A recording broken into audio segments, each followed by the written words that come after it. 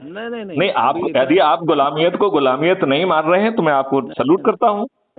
यदि यदि आपके ऊपर बादशाही व्यवस्था थोपी गई है जो आपके प्रति अकाउंटेबल नहीं है, यदि आप उससे खुश हैं तो मैं खुश हूं। देखूंगा कि यदि आपके बोर्ड से जो राजनेता चुने जा रहे हैं और वो आपको रिप्रेजेंट नहीं करते हैं और इससे यदि आप खुश हैं और उससे तरक्की मान रहे हैं तो मैं भी खुश हूं।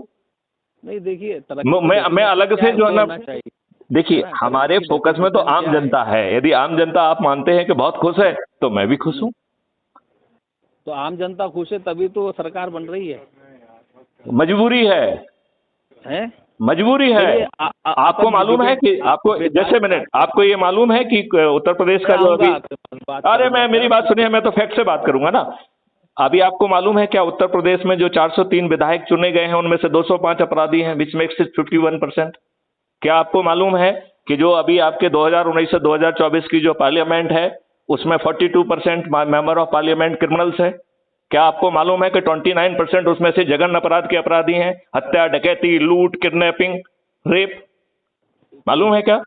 तो उसमें तो आप खुश हैं तो हमें क्या दिक्कत है?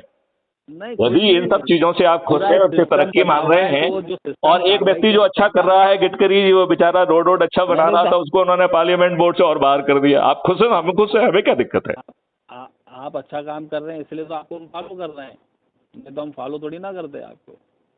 देखो, आपके फॉलो करने से कोई काम नहीं बनेगा। आपको जो है ना 9 दिन का व्रत रखिए, हम इस देश को बदल देंगे, जिसमें ना आपसे पैसा मांगेंगे।